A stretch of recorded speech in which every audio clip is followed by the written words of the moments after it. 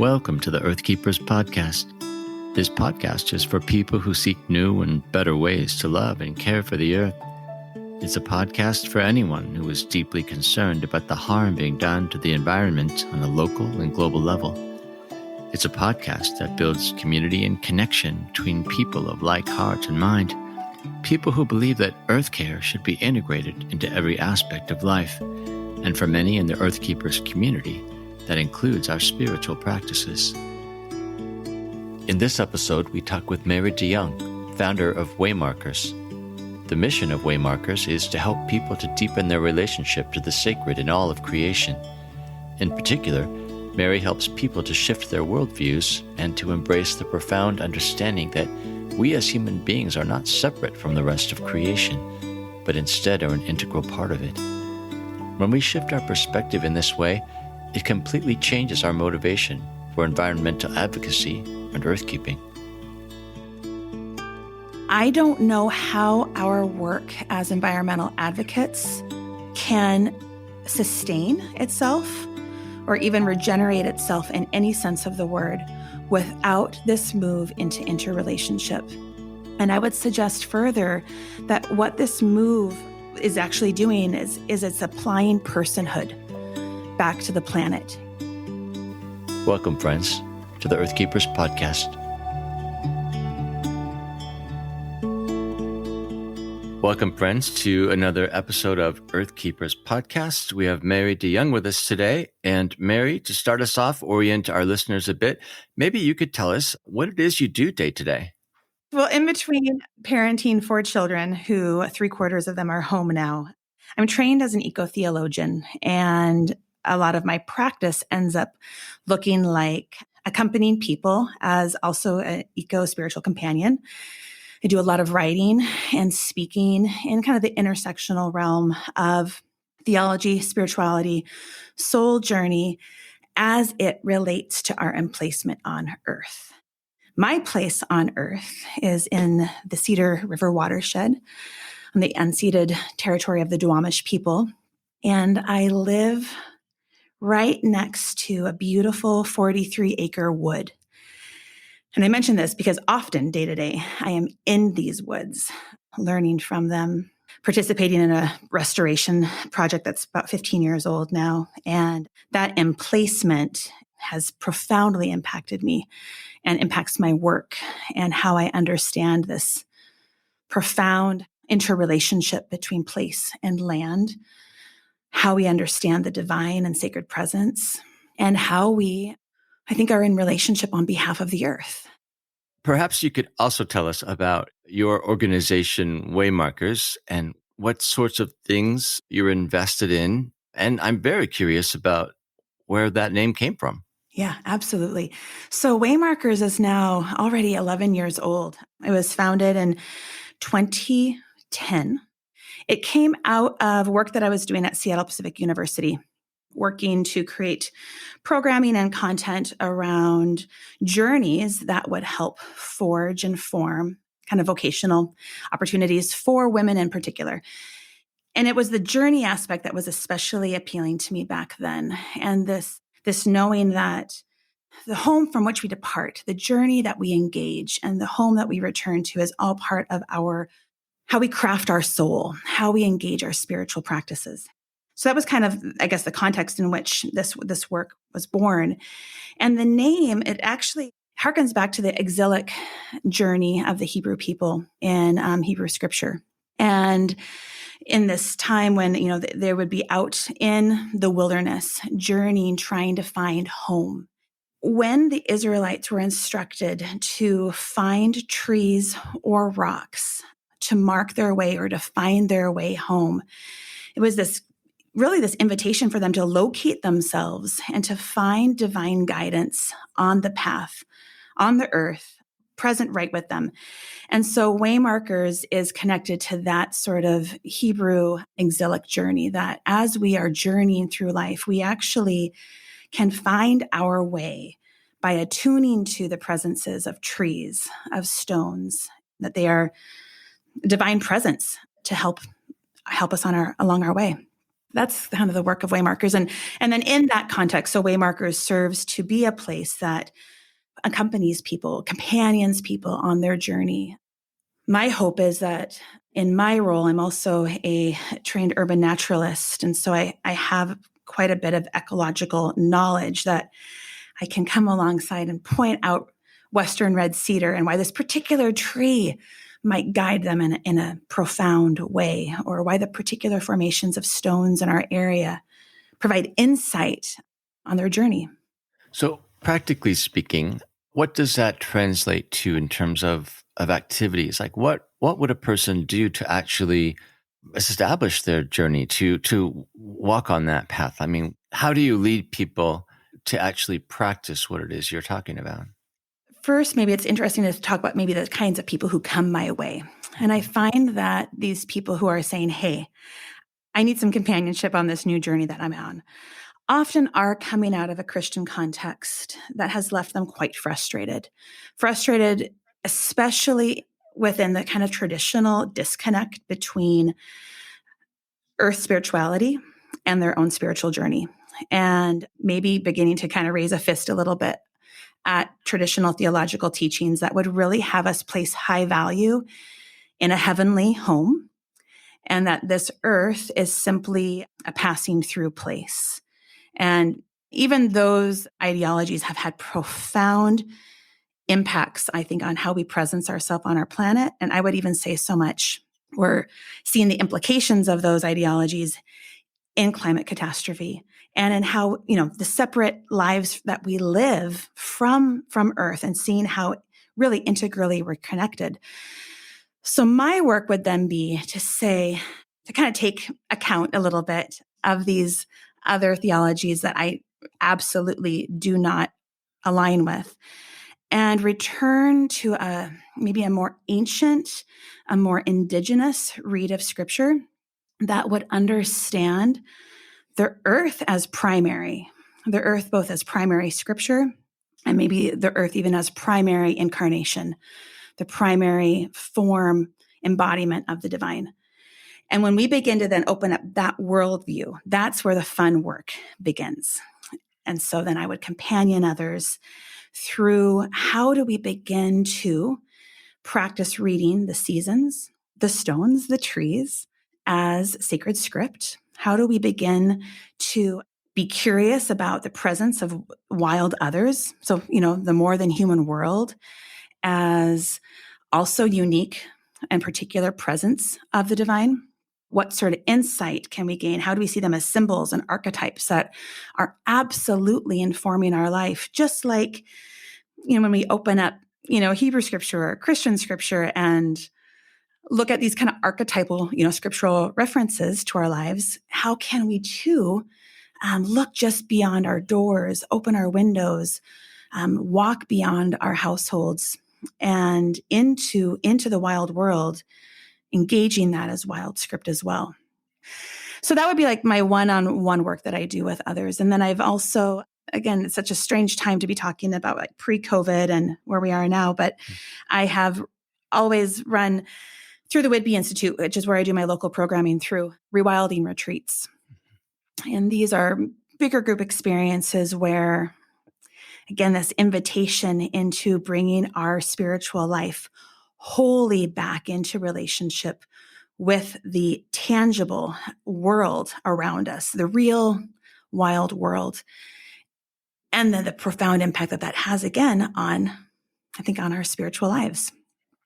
So those are some of the things. I've also had the profound honor of journeying with people to Iona, Scotland for now almost 20 years, and bringing them on pilgrimage to this wee island, on the west coast of Scotland that has rich and deep connections with Celtic spirituality.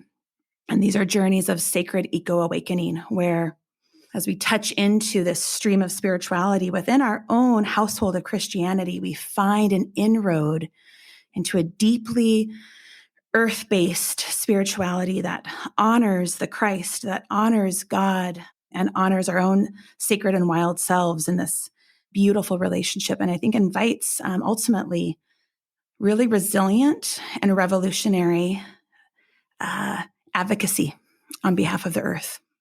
So obviously you teach against resistance, you act against resistance that comes from the church itself, at least Western versions of the church. Absolutely, yeah. Who have, of course, learned to fear the sort of language that you're using, to be suspicious of this idea that there is any source of truth. There is no source of truth except for Scripture, as we find it in the Bible. Yeah. I'm curious how you have problematized that, and maybe how you walk people through and even past those points of defense, those learned narratives that keep us from hearing that there is another way, that in fact creation is revelation. Yeah, it's so true, because everything about the systems in which we live have been fundamentally impacted and formed by the Western white Christian mind. And that framework demands that empire and power and systems of hierarchy are maintained. And it's like one big Jenga game, right? As soon as you pull one of the most foundational bottom pieces, it all crumbles. And so I would suggest that, and this is this is like courses and courses and courses and, libraries of study, but in brief and with doing no justice, that broad stroke statement that the church has aligned with power for a really, really long time. And these stories of separation, that humans are separate from the natural world, have been requisite to maintain that power and to ultimately, I think, to feed the beast of capitalism and to feed the beast of that Western pioneering mind that we can take and consume because it's unlimited and the growth potential has no end, resources that have no limit. As soon as you begin to pull that foundational stone, or the foundational Jenga block of separation out of the game, that whole thing crumbles. So when we begin to instead suggest that, just like in Genesis, when we are formed out of the very earth, this cosmology that says we are formed out of humus, Adam, we return to this profound truth. I mean, it's actually there throughout Scripture that we are nature. And if we are nature, and if we are kind of just a variance and a different manifestation, still unique, absolutely, to all that the earth is, it requires a really profound, different way of living upon it and being in relationship with it. All things crumble. And so I think once we're invited into that worldview shift, and that does take a lot of work. And I've walked that threshold back and forth with so many people where they're like almost ready to step over the threshold. And they're like, whoa, what about, I was taught this. I was taught that humanity, is the center of all, we are the crown of creation. And then it's just like, well, I know we've been taught that, and let's look around. How's that story gone? And I think that we are all at a place where we can really objectively look around us at all of the variances that climate catastrophe is showing itself. And beyond that, both the wild world, the more than human world, as well as people. And you see that the structures that have held dominion and power and oppression, it cannot hold anymore. And when we begin to open ourselves up to this profound interconnection, I think all things just shift. And I feel like this sacred worldview really emerges. One of our guests, Randy Woodley, used the term indigenizing our theology or indigenizing our spirituality. And he too would echo what you're saying about the old ways not working. And as people realize this, as they experience this, then this time becomes an opportunity to embrace a new way, to even learn to read again, read differently. So read Scripture differently, but then also learn to read the revelation of creation, which is a form of literacy in a way, right? Absolutely. And I think about the people who come to you, and it sounds like for the most part, they are ones who have come to the end. They've realized that their system, as they've practiced it and learned it, is bankrupt. Mm-hmm. And I wonder what you make of this idea of opportunity, of this time as a potential threshold to something new. Absolutely, it's a threshold, and we're in this liminal space right now.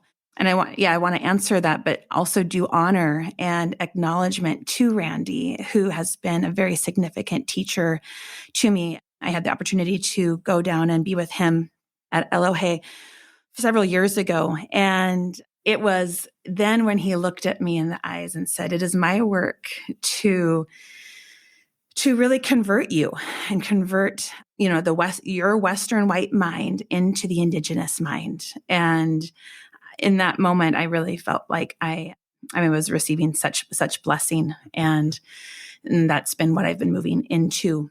And even in that context, finding my own indigeneity, finding my own way through. And I think that's also a really important part of this work. And it's also part of the invitation, is that I think as those of us who have been raised in the Western white church, and we've lost so much of our own sense of our ancestry, our own personal lines of heritage, and our own understanding of land, this work becomes a real powerful invitation into recovering our own indigenous ways. We all are indigenous to a place. We all come from somewhere. And so that, I think, is one of the thresholds. That's one of the opportunities, is for those of us who have lived within the American project, the United States project. We suffer, unfortunately, from amnesia, a really powerful form of amnesia. And the eco-theologian Thomas Berry spoke often of this, that the context of technology in our modern times, but also, again, this severance from the great and deep value of place has caused us to just be in a constant form of amnesia. We could be anywhere.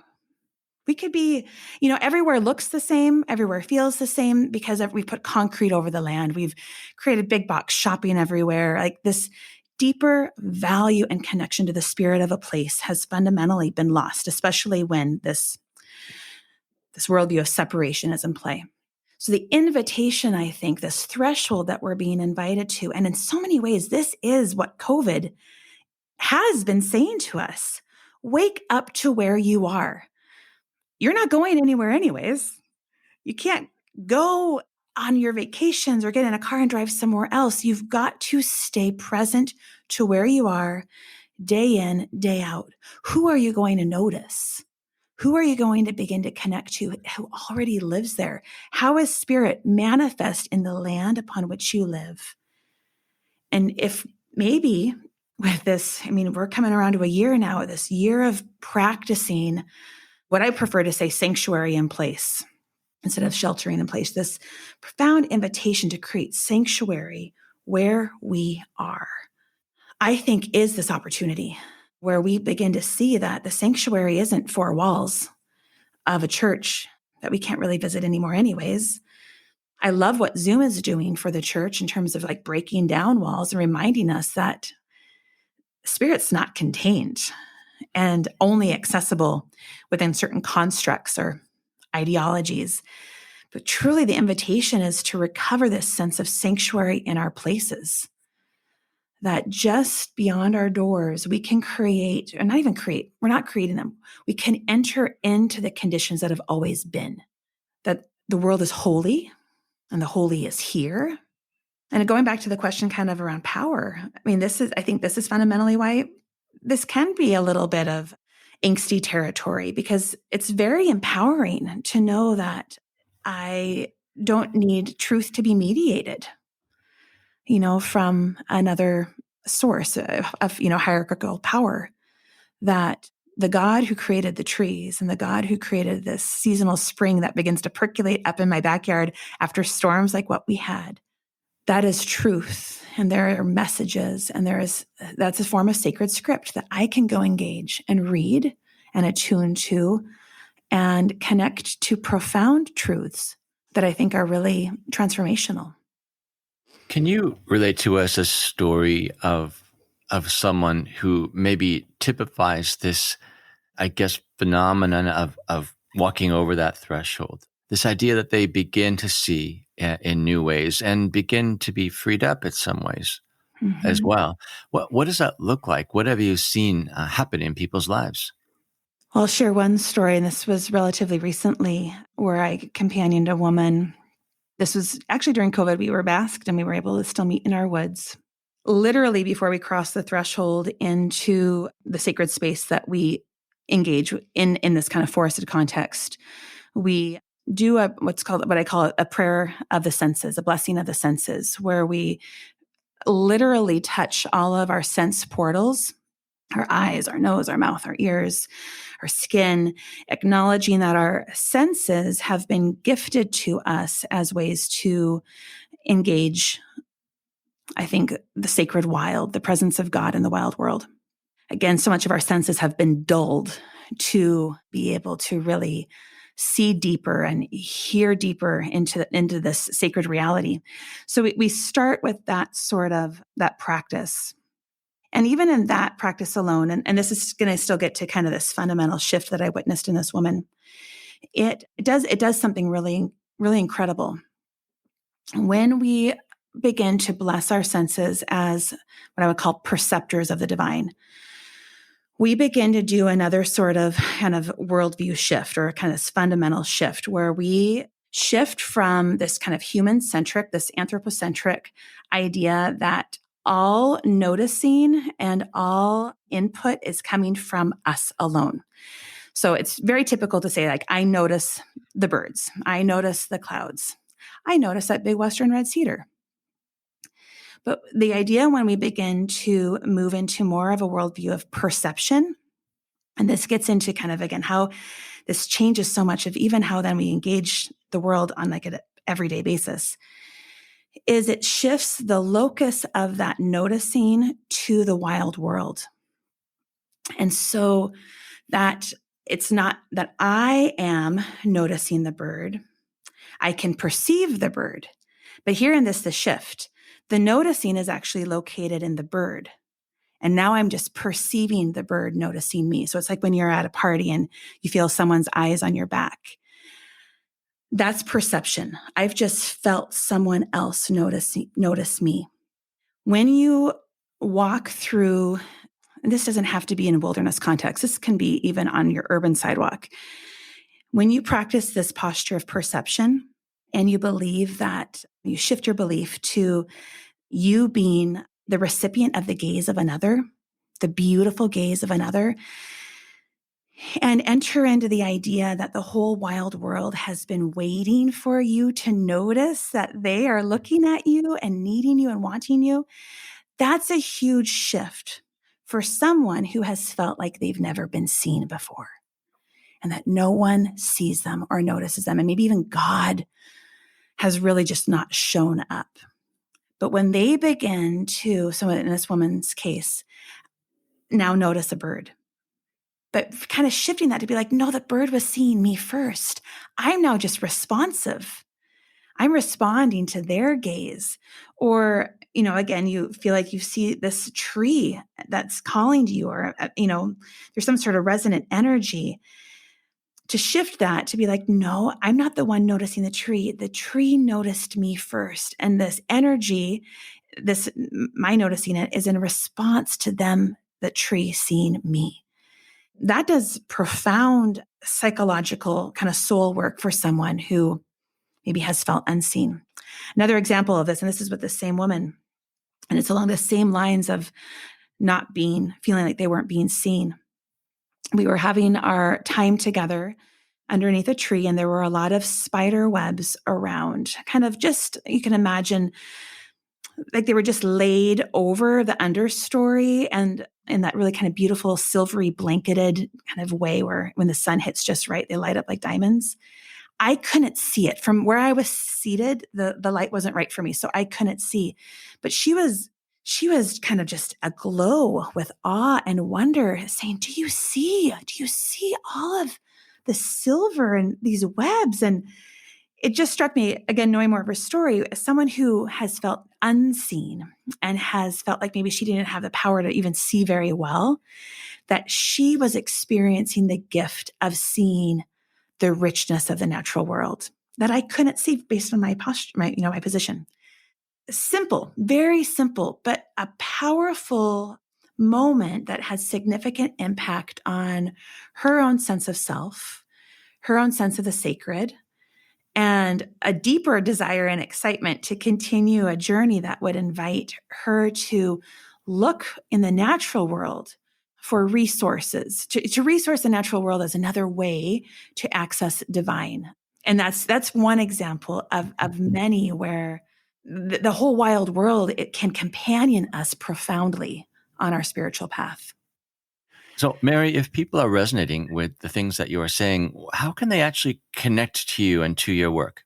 If this is calling to you, if you are feeling lit up inside, that there is a call from the wild to you right now, I'd invite you to visit my website, go to waymarkers.net, and look for maybe the invitation of wild soul guidance. So that's the work that I do. That's more one-on-one with individuals in COVID times. We do that over Zoom as well. It's incredible how much we can pick up from the sacred wild, even though we are virtually apart.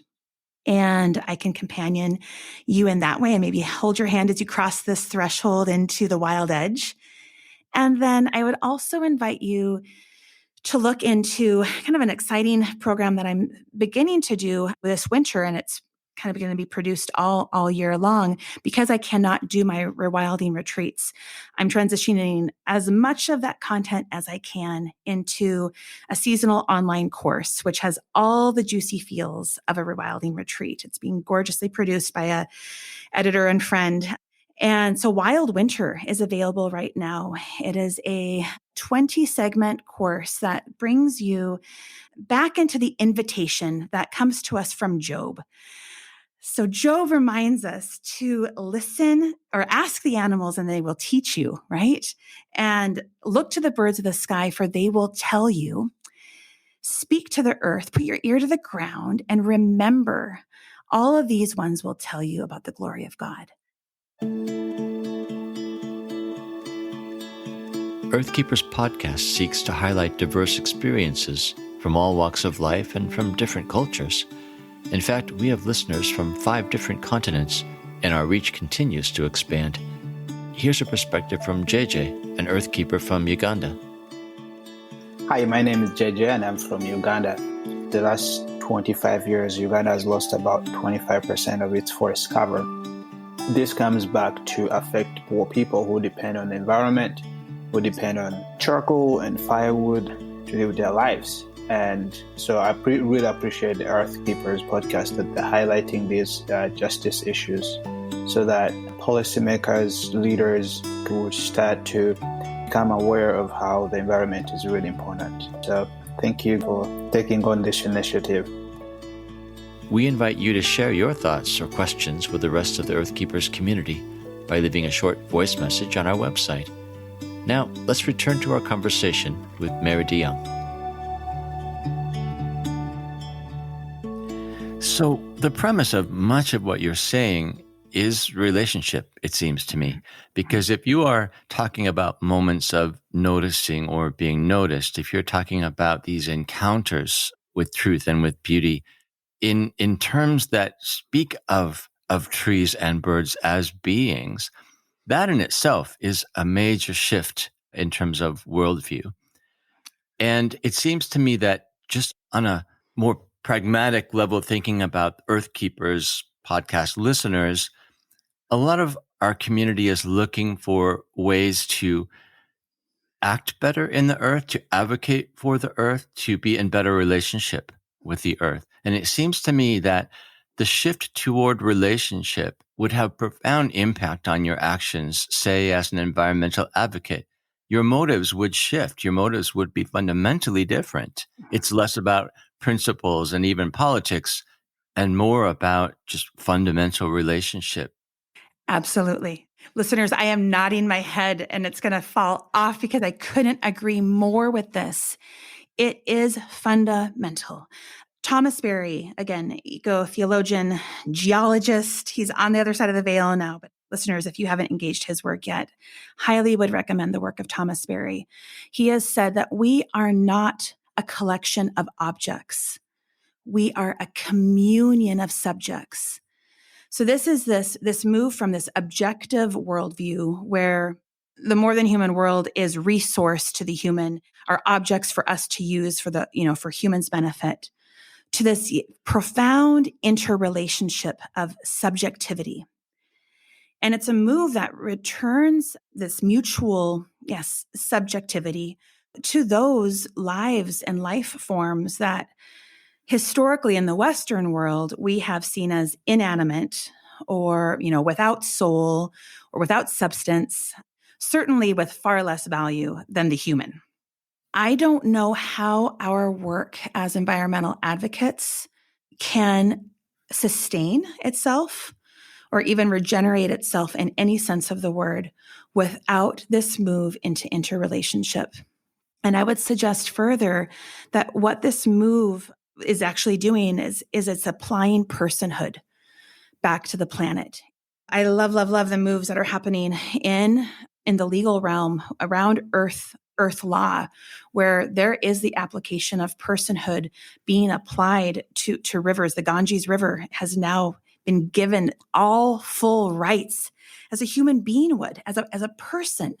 This is happening with mountains. This is happening with forests in Bolivia. This is a worldwide movement that is waking up to this profound relationship that we are all subjects together, interrelated, living upon planet Earth. And language is important. And this is something that I regularly invite kind of our faith communities into considering, is that in our earth advocacy, which I think is often, talked about as earth stewardship within, faith-based communities, here's the thing. Stewardship is a power over posture. You can only steward something that's below you. You can't steward someone who has personhood, because when you do that, that turns into slavery. I mean, that's fundamental. So how instead do we begin to move into what I would talk about, into earth solidarity, and actually move through the stages of what solidarity looks like? I mean, and I think most constructs have that as, in terms of person or human to human, solidarity relationships.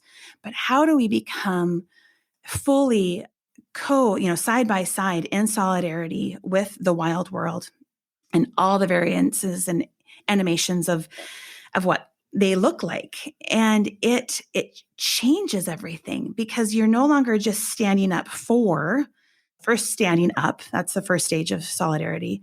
And then you stand up for, and then you stand up beside, and then ultimately you stand up as. This profound move into identity, that I now speak as river, I speak as mountain. My identity, my profound relationship with this place, this wild being. I think about the orca whales. When we are in solidarity with the orcas in the Pacific Northwest, we begin to speak as them. And that really underscores this interrelationship and this kinship that we are fundamentally a part of. But when we live in kingdom language, and again, kingdoms always have ascension, and this power hierarchical structure will not have access to the kingdom, this kin relationship that is for us right on the forest floor. My husband's involved with a lot of organizational work and restructuring organizations into flat symbiotic structures. And so that image comes to mind. In many ways, this is like it's like a reorg of the church. In many ways, it's a reorg of the Western mind. We're flattening it. We're bringing back this symbiotic, very ecological way of being together. I don't think that our chances of sustaining ourselves on this earth will happen without it. As you're speaking, what comes to mind is actually my work. I'm trained as a community developer, and that's what I teach at the graduate school level. And at one point in my teaching and at one point in actually conversations with development students, we really came up against the limits of a word that's used all the time in community development, and that's the word empowerment. The community developer empowers people to be agents of change or solve challenges they face, etc. The problem, of course, with empowerment is it reflects that top-down power differential that you're speaking of, right? And so if you empower with the best of intentions, it still implies that you have the power to give and that perhaps the person or entity that's receiving it does not have power. So Yeah. we created a new word, copowerment. Copowerment. And Oh, I that's love what we use because we think in terms of the community developer doing her job in a given context. Her job is not possible without the cooperation, without the resources, without the local wisdom of the people that she's trying to help, right? That's And right. so That's she right. may bring something to the equation, but it's just something. It is not the sort of dominant, empowering catalyst that's going to make everything happen. And Yes. it's a hard switch to make for people who have been raised to think that the goal of education, the goal of vocational development is expertise.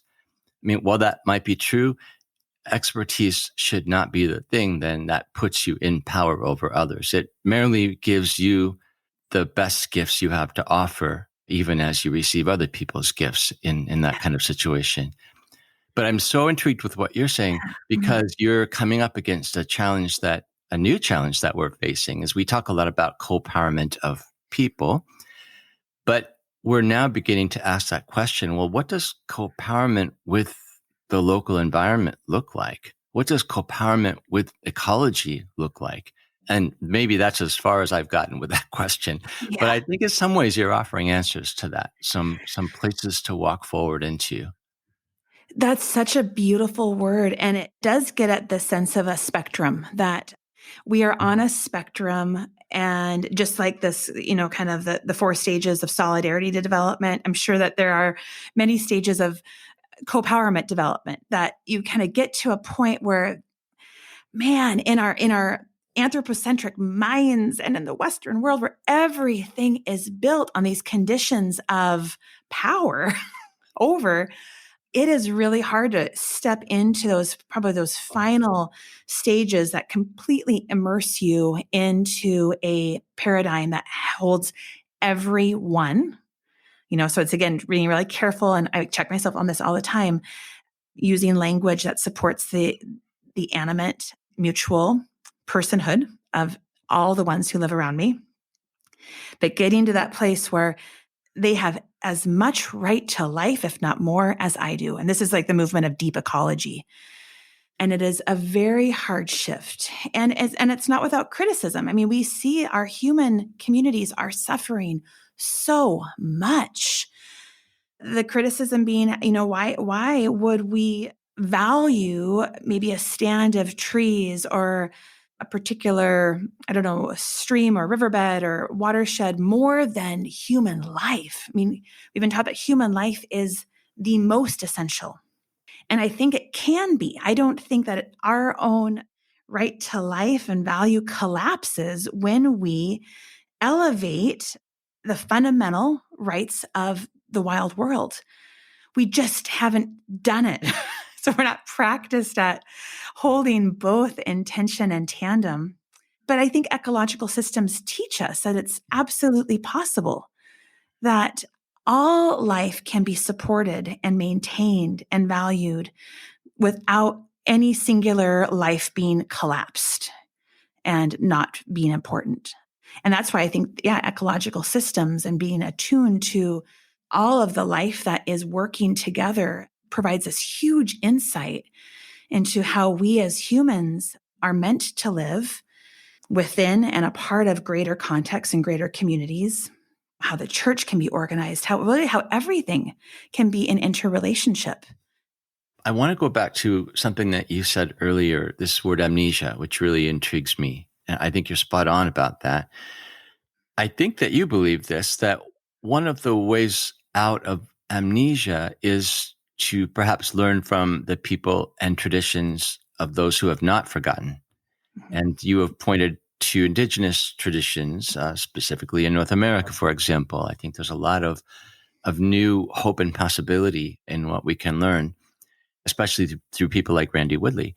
Yeah. But you also, I think, look backwards to an indigenous tradition that probably some people may have roots in who actually have immigrated to the States. And you look at Celtic theology, Celtic spirituality as a resource, as a place to recover almost ideas and ways of thinking that we perhaps can give new life to in this present age.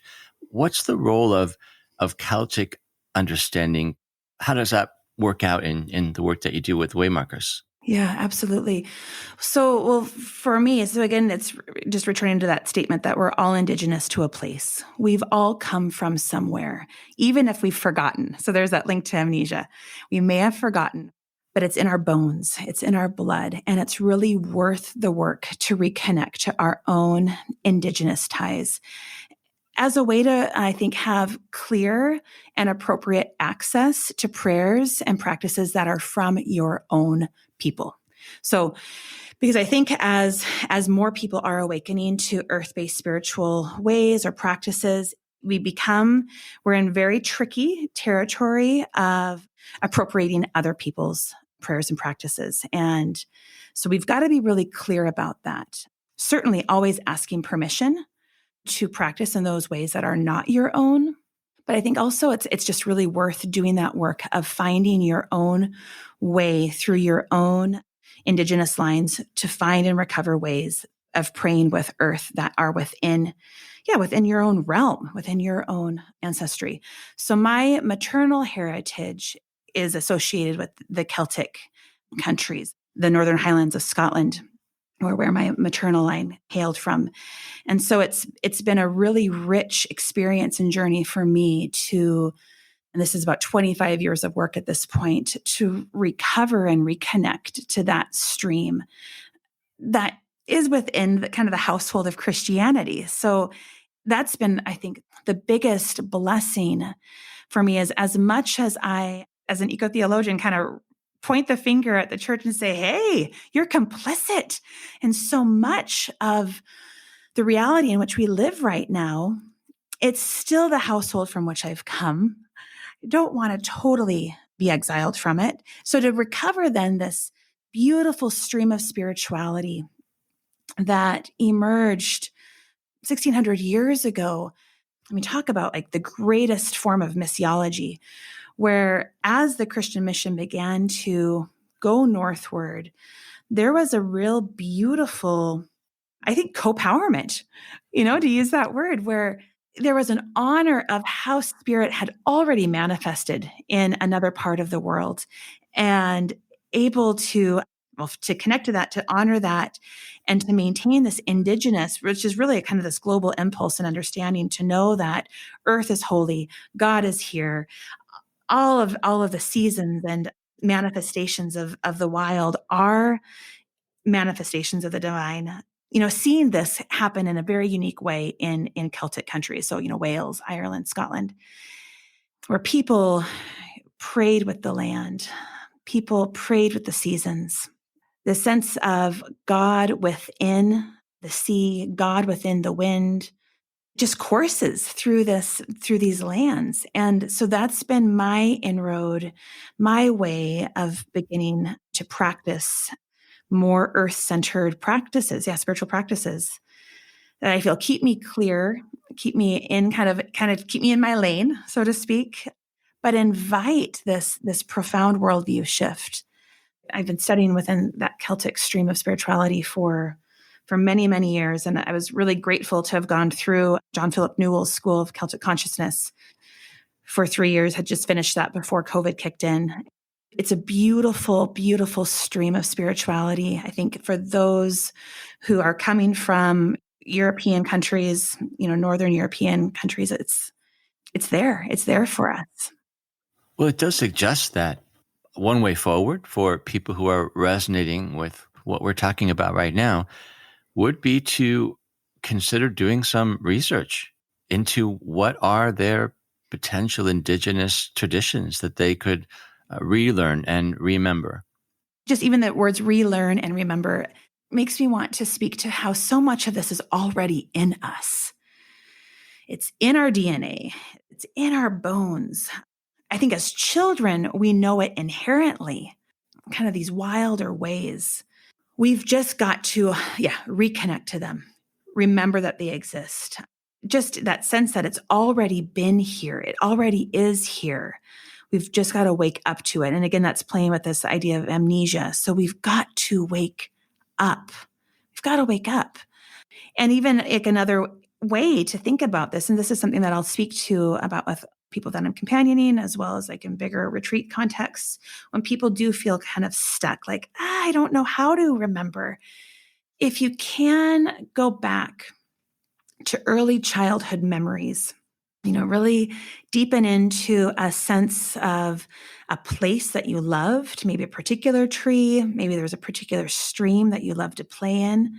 Really try to get back into your mind as that child who knew this profound relationship with a place, that sense of advocacy that you might have for that tree or that stream, or even a spider or a roly-poly, in my daughter's case, that you would never, ever, ever let anything harm that being, advocate it. You spend as much time on your belly, prostrate, this before the tree, all these like postures, even of play. It's interesting. You begin to realize are profound postures of worship.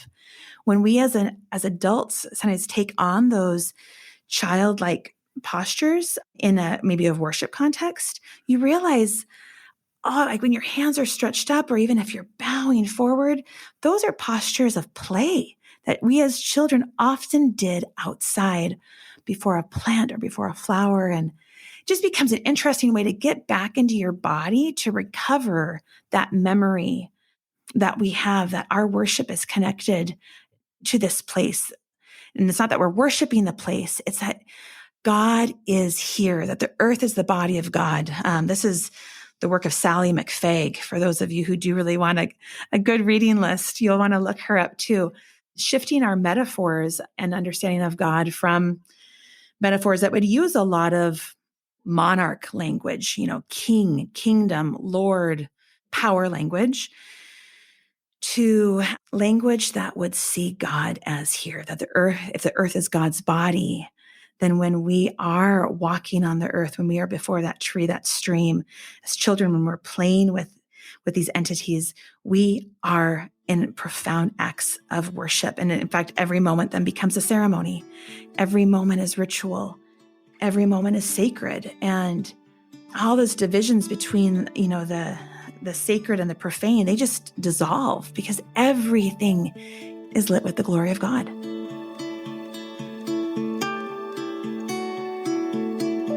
We've been in conversation with Mary DeJong of Waymarkers.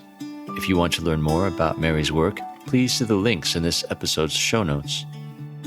Earthkeepers podcast explores ways in which we can change ourselves, our communities, and our cultures to help us to care for the earth in holistic and regenerative ways. Through curated conversations, we highlight the wisdom of thought leaders and change agents who are making a difference and showing us a way forward. When Earthkeepers stand together, they amplify the impact of their resistance against environmental injustice and multiply their efforts for renewal and restoration. I'm Forrest Ginsley, your podcast host. Our executive producer is James Amadon. Our producer is Dave Olfers, and Forrest Reed is our sound engineer and the creator of our original music. Our research assistant is Rochelle Nordman. Thank you, friends, for listening. And please join us for our next conversation on the Earthkeepers podcast.